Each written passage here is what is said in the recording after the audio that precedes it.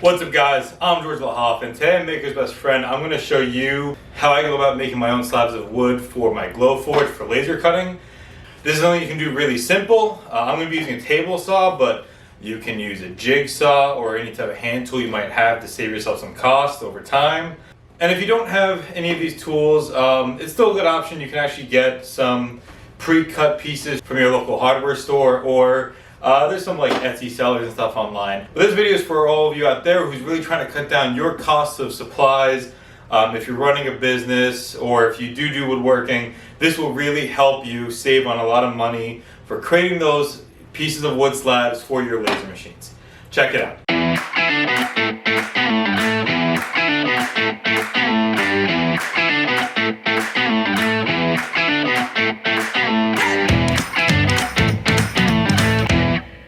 So for the first thing we're going to do, we're going to take it to the computer. I'm going to show you guys how I use different programs online to figure out the best way to optimize your cuts of wood. So what we're going to be doing here is we're going to use one of the free online cut optimizing websites to help figure out the best sizes for you to optimize your wood for your specific laser projects.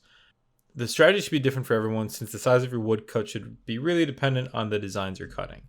I'll walk through some examples here, starting with the most general case of trying to create sheets that are optimized for the Glowforge cutting area, which is 11 inches by 19.5 inches. Now, your first reaction might be, well, just cut them as evenly as possible across the board, which will lead you to getting 20 sheets of wood out of a 4x8 sheet of plywood, which is pretty good. You'd be saving a lot of money based off this alone, and you can easily have your local hardware store run their saw across to cut the sheets, and then there's going to be a 3-inch remainder, which you can use for maybe cutting out some words or smaller designs. In this case, I'll normally just run it at 12 inches and have some spare run over for my sheets. Little bit of give for some type of assurances there. But if you're looking at this from a business perspective, where you want as many sheets of wood out of that 4x8 sheet of plywood as possible, you can run the optimizer and find cut instructions like this that let you get 22 sheets of wood out of 4x8, or even more if you're going to be using smaller areas for your wood. And for this case where I'm able to get 22 sheets out of the piece of wood, I also have a nice 8.5 inch run over that's actually more than 56 inches long. So that could actually be used for thinner sheets of projects. And this is, simply based off just optimizing that 4x8 sheet with the biggest area across the most amount of sheets, right? So I'm getting to use my Glowforge to the maximum cutting area for most of it. And that works out really well for a lot of my use cases. However, when we're going to get into cut lists like this, when you're optimizing the number of sheets, there's a really important factor you should consider when you're optimizing your wood, and that's the grain direction.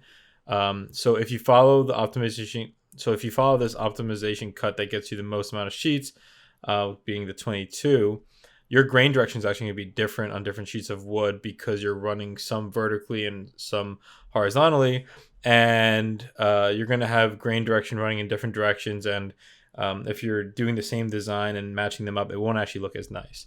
So I'll leave this up to you for your list of factors of how you want to decide to optimize the wood. That normally is okay for me for some of my test cuts. But again, if I'm doing a finished product, I want my grains to run all in the same direction, and I'll just do that 20-inch run across the entire thing.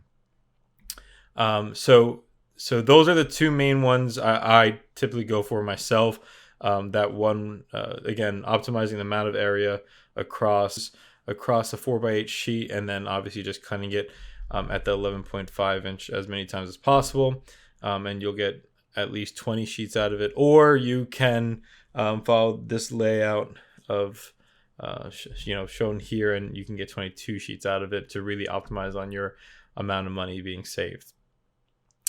So I really like this Google Cut optimizing website. I'll link it below, but it only allows you a limited number of runs daily before you need to start paying for it. So let's switch over to another good optimizing site here, and I'll list this below as well. And I believe this is free, no daily limits, and that should work out pretty well for you.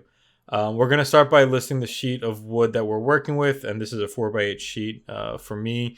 If you get like a 4x4 sheet from your local hardware store, then that works really well, and you can enter that here. And then we're going to list our desired sizes to figure out how it's going to cut the wood. Now, this is a really good stopping point for us to focus on what I believe is our most important first step for figuring out these cut lists, and that's your plan designs. So I think a lot of what I like to focus my business around is making the most amount of money and reducing your supply costs. So you can either reduce the cost of the customers or make more of a profit for your business. And that'll lead you to really figuring out, okay, for your specific design, how much area do you actually need on your piece of plywood? So you might only need 8 inches by 15 inches. You enter that into the system and the number of sheets you want to try to get out of it. And it'll tell you how you could do the cuts across the plywood to make the most optimized sheet. Now, keep in mind the wood grain, and these sites actually let you select that as an option of if you want the wood grain to run in the same direction.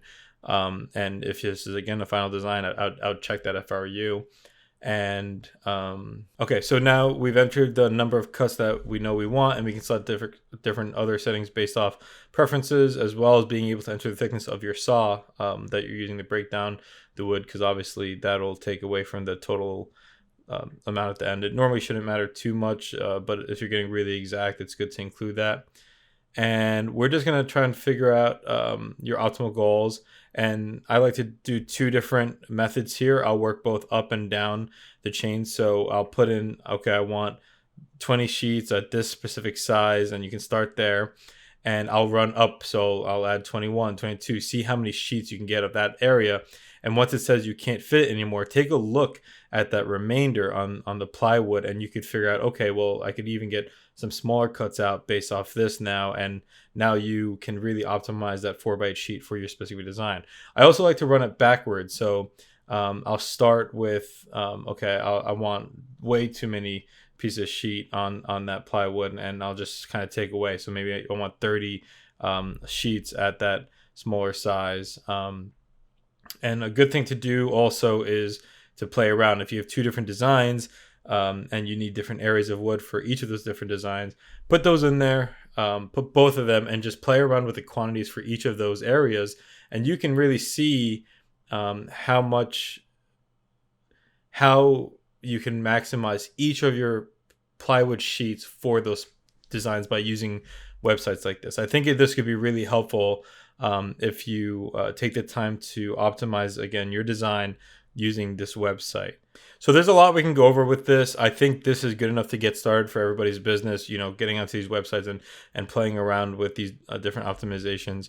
If you're interested in learning more, let me know. I can go through more of a walkthrough video and make separate videos on this. So make sure you comment below if you're interested in that. And now that we've got our cut list, why don't we go ahead and get started cutting? And keep in mind, if you don't have the tools, you might want to optimize your piece of plywood so that you can use the 2 or 3 free cuts at your local hardware store to get as close as possible. And then at home, you can finish off with a chop saw or something. That's a really effective way to go through this. So we're going to go ahead and we're going to get started cutting now that we're going to optimize based off the 20 pieces, the 20 sheets of plywood, like I mentioned. Since I've recorded this video, what I now do is I actually have my local hardware store break down the sheets at 12 inches, runs across, and I just bring it to the chop saw. It's really, really fast. I'm able to easily fit into my car and then create a lot of sheets of plywood for my Glowforge really easily. So, okay, let's go ahead and get started cutting here. So now that you've seen all the different ways and options you can do to cut the pieces of wood, I'm going to be doing the option of cutting them 19 inches by 11 inches, which is close to the maximum cutting capacity of the Glowforge anyways, but it actually lets you optimize on the pieces, on the 4x8 sheets that you have. There's going to be a 4-inch waist at the bottom that I'll save for maybe some name signs or something small like that down the road. But if I was doing a specific product, I'd use one of the different methods or one of the different cut sheets I showed you on the computer. So let's get started. We're just going to cut this down and show you how easy it is. I'm going to be using table saw. You can use a jigsaw, anything really. Just mark it and cut it. And here we go. So the first things first, I'm going to set this to 11 inches. Right there.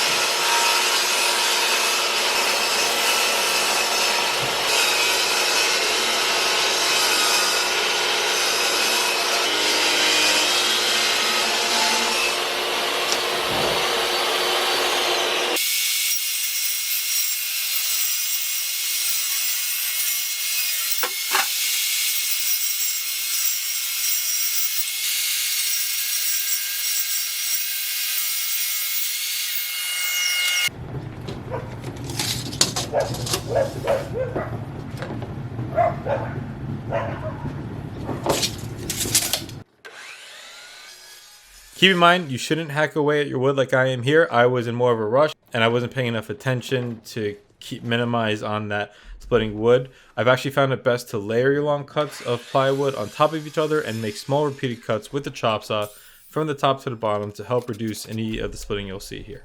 Either way, easy enough to sand away and omit with your Glowforge cuts.